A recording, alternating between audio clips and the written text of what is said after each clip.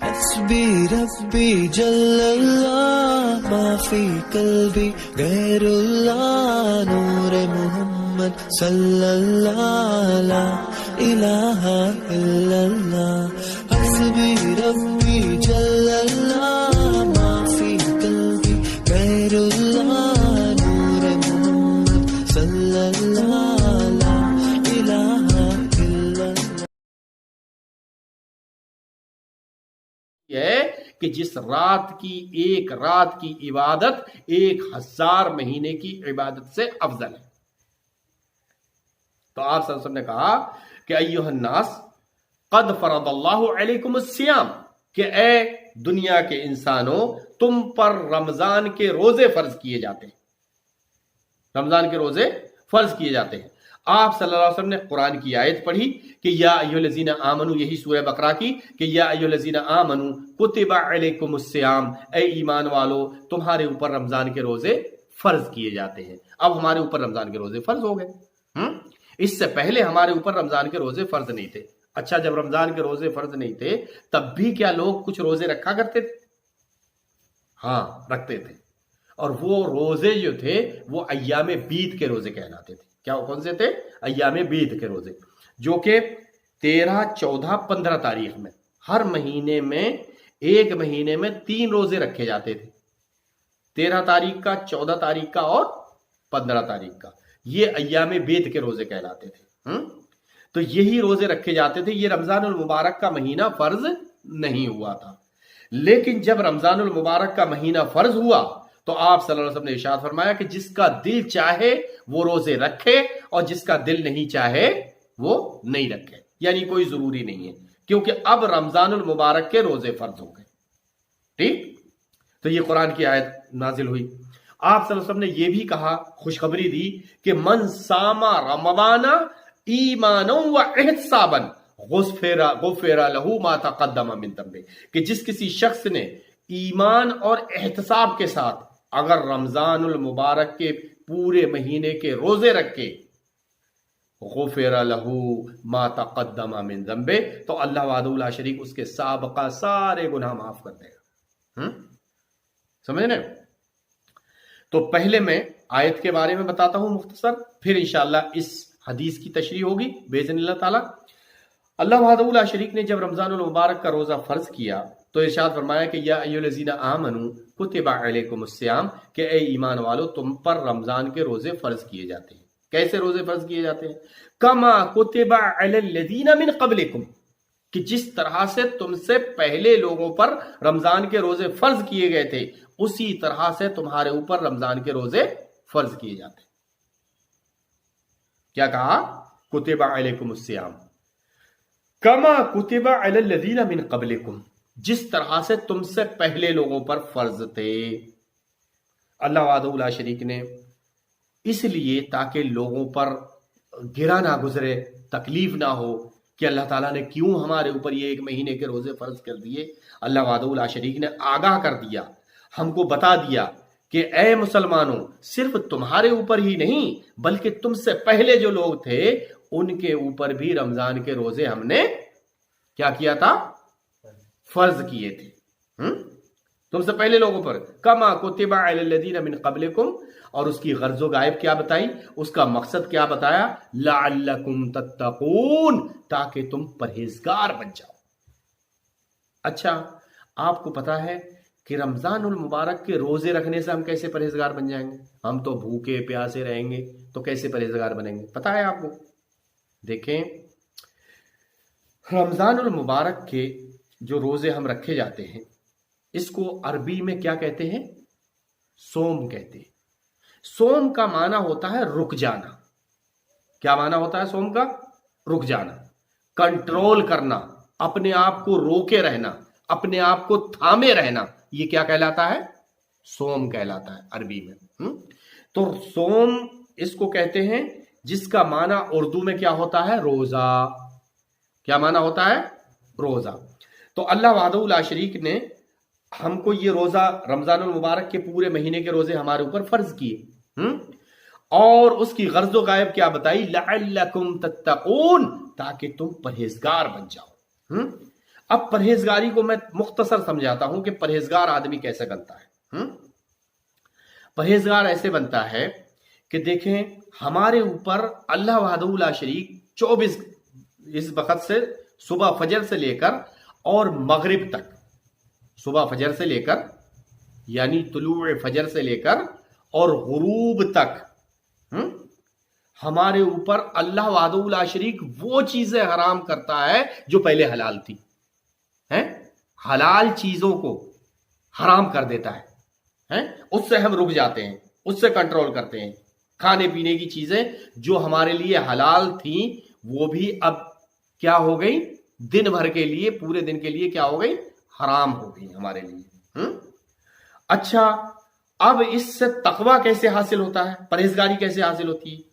अफ्तार के वक्त आदमी बैठा होता है, तुम देखोगे आज शाम को कि अफ्तार के वक्त आदमी बैठा हुआ है, सामने अंगूर रखे हैं, सेब रखे हैं, केले रखे हैं, पानी रखा है, खाने पीने की तमाम चीजें रखी हुई हैं, और उसकी ये ताकत और कुव्वत है कि जो चीज चाहे उठा के खा ले, है नहीं?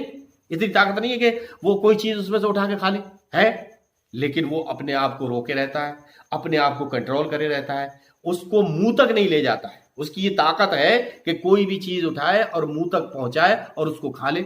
यहां तक कि शदीद प्यास लगी हुई है, खुश्की लगी हुई है, पूरे दिन के प्यासे हैं, सामने गिलास में पानी रखा हुआ है और इंतजार कर रहे हैं कि अजान हो तब हम पानी पिए, हैं? कर रहे हैं इंतजार। तो इंतजार करते हैं, यानी हम जो हलाल चीजें हैं अल्लाह वहदहू ला शरीक ने हमारे, उनसे हमको रोक रखा है, उनसे हम रुके हुए हैं जो हलाल है हमारे लिए। क्यों? जब हम हलाल चीजों से रुकेंगे तो हमारे अंदर हराम चीजों से रुकने की ताकत पैदा होगी, और इसी को तकवा कहते हैं। इसी को क्या कहते हैं? तकवा कहते हैं, परहेजगारी कहते हैं। एक सहाबी ने पूछा उमर रज़ी अल्लाह ताला अन्हु से कि ए उमर, तकवा किसको कहते हैं? तो उन्होंने कहा, क्या तुम्हारा गुजर कभी कांटेदार झाड़ियों से नहीं हुआ है? कांटेदार झाड़ियां जो होती हैं उनसे नहीं हुआ? कहा क्यों नहीं, बिल्कुल हुआ।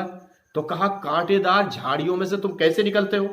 कहा कि अपने कपड़ों को समेट लेते हैं, कहीं कपड़ा नहीं उलझ जाए, कहीं इधर उधर से कांटा नहीं चुभ जाए, ऐसे चुपके से निकल जाते हैं। कहा इसी को तकवा कहते हैं। क्या कहा? इसी को तकवा कहते हैं कि सारी हराम चीजों से, हराम बातों से अपने आप को बचाकर निकल जाना, ये क्या कहलाता है?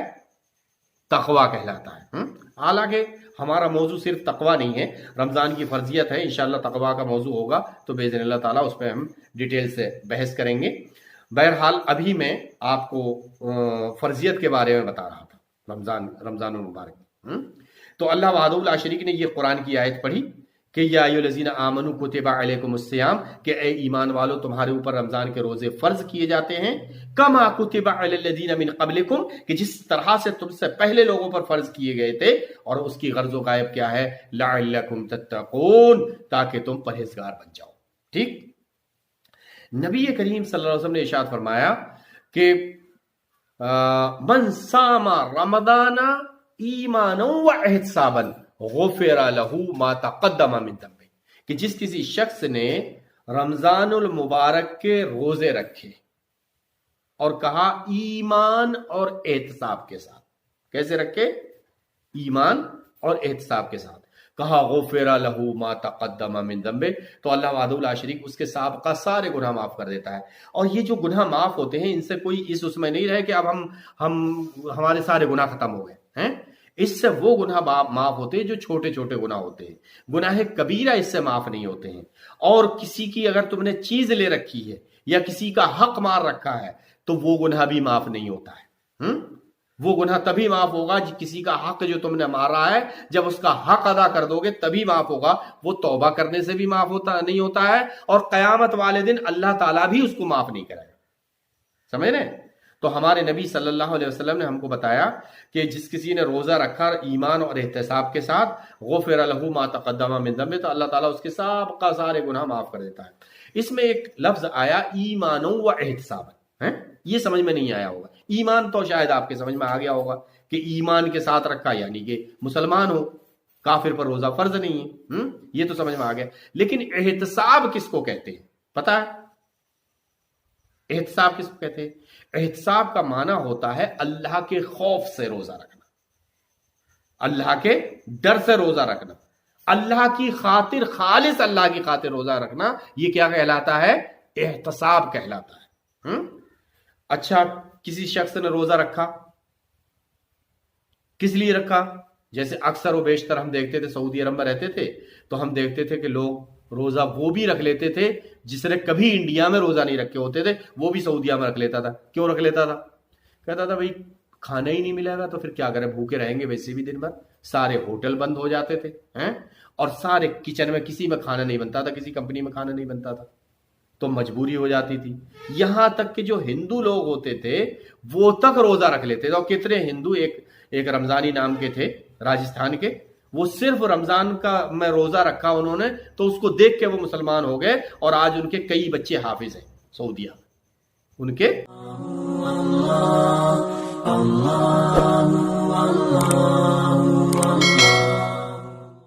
کئی بچے حافظ ہیں. تو کتنے لوگ مسلمان ہو جاتے ہیں یہی سن کر، رمضان کا روزہ دیکھ کر کہ کتنا اچھا نظام ہے، کتنا اچھی ترتیب ہے کہ سب لوگ ایک ساتھ بیٹھتے ہیں پوری دنیا میں ایک ہی وقت، جو مغرب کا وقت ہوتا ہے اسی وقت افطار ہوتا ہے پوری دنیا میں، مغرب میں افطار ہوتا ہے. تو یہ اس کو دیکھ کر کتنے لوگ اسلام قبول کر لیتے تھے. اور وہاں تو ایسا ہوتا ہے کہ لوگ کھانا بناتے ہی نہیں ہیں، اس لیے کیونکہ افطار میں اتنا مل جاتا ہے کہ وہ سحری کے لیے بھی ہو جاتا ہے. ایک جگہ پہ اتنے ٹینٹ لگتے تھے، اور اس سال تو ممکن ہی نہیں کہیں بھی، کیونکہ گیدرنگ ہوگی ہی نہیں کسی بھی طرح کی، کیونکہ یہ کورونا وائرس چل رہا ہے تو کہاں سے گیدرنگ ہوگی. تو اس سال تو افطار کا بھی سب لوگوں کو اپنے گھر ہی بنانا ملے گا، باہر بھی فری کا نہیں ملے گا اس سال. لیکن جو لوگ دینے والے ہیں وہ تو خرچہ کریں گے ہی، چاہے جیسے کرنا ہے ان کو وہ کریں گے، اور انشاءاللہ اللہ ان کا قبول بھی فرمائے گا. بہرحال اللہ رحم فرمائے اس دنیا پر، پوری دنیا پر جو ماحول بنا ہوا ہے.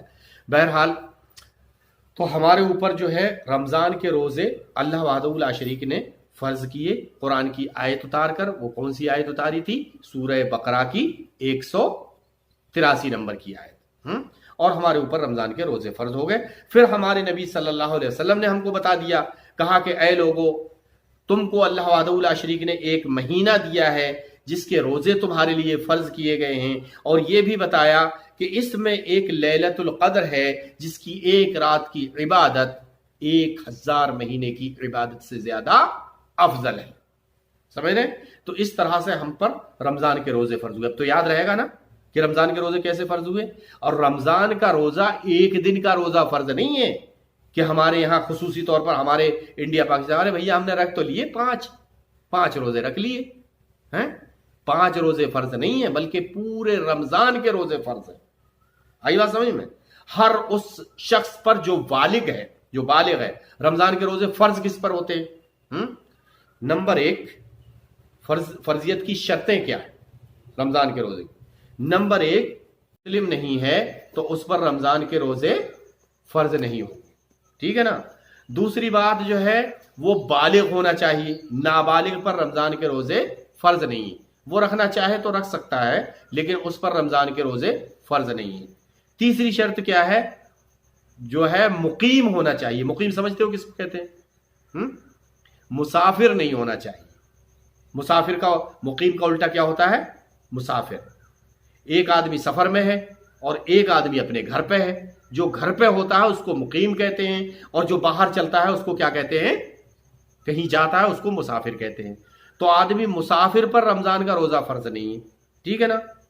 اس کے علاوہ مسافر پر فرض نہیں ہے، اور جو ہے بیمار کے لیے رخصت ہے. بیمار کے لیے کیا ہے؟ بیمار اگر آدمی ہے یا عورت ہے تو وہ بھی چاہے تو روزہ چھوڑ سکتا ہے، اس کے لیے بھی رخصت ہے. سمجھ رہے ہیں؟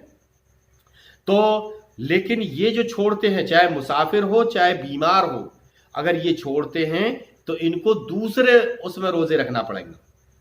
کس میں؟ یعنی جب وہ گھر آ جائے گا تب اس کو وہ روزے پورا کرنا پڑیں گے. ان 30 میں سے کم ہو گیا تو بعد میں رکھنا پڑے گا ایک. سمجھ رہے ہیں؟ اور وہ روزہ بھی جو شوال کے 6 روزے رکھے جاتے ہیں ان سے پہلے رکھنا پڑے گا. سمجھ رہے ہیں؟ نہیں تو وہ شوال کے 6 روزے نہیں مانے جائیں گے.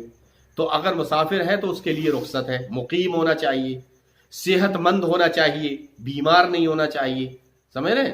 بیمار پر بھی روزہ فرض نہیں ہے، تو صحت مند ہونا چاہیے. تو یہ روزے کی شرطیں ہیں. سمجھ رہے ہیں؟ فرضیت کی شرطیں کیا ہیں، یاد رہیں گی نا؟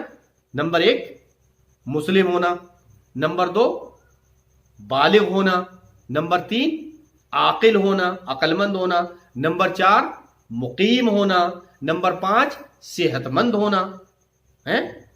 اگر مریض ہے، لیکن جب مریض صحیح ہو جائے گا تو پھر وہ روزہ رکھے گا، اور اگر وہ صحیح نہیں ہوا، اس کا انتقال ہوا، تو پھر اس کے بدلے میں کوئی گھر والا، وہ الگ الگ مسائل ہیں. انشاءاللہ کسی دن روزے کے مسائل کے تعلق سے بات ہوگی تو اللہ تعالیٰ توفیق دے گا تو انشاءاللہ سمجھائیں گے. تو ہماری سمجھ میں آ گئی کہ روزہ کس پر فرض ہے، روزے کی فرضیت کب ہوئی، سمجھ میں آ گئی پوری بات؟ ٹھیک ہے. اللہ وحدہ لا شریک سے دعا ہے کہ اللہ وحدہ لا شریک ہمیں اس رمضان المبارک کے پورے روزے رکھنے کی توفیق عطا فرمائے. یا رب یا ذل جلال والاکرام، جو ہمارے بھائی بیمار ہیں ان کو شفائے کل عطا فرما، جو ہمارے بھائی بے روزگار ہیں اللہ ان کو روزگار عطا فرما، جو باروزگار ہیں اللہ ان کے روزگار میں برکت عطا فرما، اور جو ہمارے ملک میں یہ کرونا وائرس پھیلا ہوا ہے اے اللہ اس وائرس سے ہمارے ساری دنیا کے انسانوں کو، خصوصی طور پر توحید پرست مسلمانوں کو، پھر اس کے بعد میں عمومی سب مسلمانوں کو اور غیر مسلموں کو، سب کو اے اللہ تو اس بیماری سے محفوظ فرما. یا رب یا ذل جلال والاکرام، اس بیماری کو اس خصوصی طور پر ہمارے ملک ہندوستان سے ہی نہیں بلکہ پوری دنیا سے اے اللہ تو اس کو ختم کر دے. یا رب یا ذل جلال والاکرام، جو ہمارے بھائی قرآن سے دور ہیں اے اللہ اس کو قرآن کو سمجھنے کی توفیق عطا فرما، جو دین سے دور ہیں اے اللہ ان کو دین کے قریب کر دے، جو ماڈرن زمانے میں جی رہے ہیں اور دین کو نہیں سمجھ رہے ہیں اے اللہ ان کو دین کو سمجھنے کی توفیق عطا فرما. یا رب یا ذل جلال والاکرام، ہماری اولادوں کو، ہماری بیویوں کو، سب کو اے اللہ تو رمضان المبارک کے روزے رکھنے کی توفیق عطا فرمانا، اور جو ہے مہینے میں جو تراویح ہیں وہ تراویح پڑھنے کی توفیق عطا فرما. یا رب یا ذل جلال والاکرام، جو ہمارے بھائی نبی کریم صلی اللہ علیہ وسلم کی سنتوں کو نہیں سمجھتے ہیں، سنتوں کے بجائے بدعتیں کر رہے ہیں اے اللہ ان کو سنتوں کو سمجھنے، ان پر عمل کرنے اور دوسروں تک پہنچانے کی توفیق عطا فرما. ربنا تقبل منا انک انت السمیع العلیم وتب علینا انک انت التواب الرحیم. اللهم ارنا الحق حقا وارزقنا اتباعه وارنا الباطل باطلا وارزقنا اجتنابه. ربنا تقبل منا انك انت السميع العليم وتب علينا انك انت التواب الرحيم. ربنا آمنا بما انزلت واتبعنا الرسول فاكتبنا مع الشاهدين وما علينا الا البلاغ. فقد واخر دعوانا الحمد لله رب العالمين. اللهم صل على محمد وعلى ال محمد كما صليت على ابراهيم وعلى ال ابراهيم انك حميد مجيد. اللهم بارك على محمد وعلى ال محمد كما باركت على ابراهيم وعلى ال ابراهيم انك حميد مجيد. نماز کے لیے کھڑے ہو جائیں.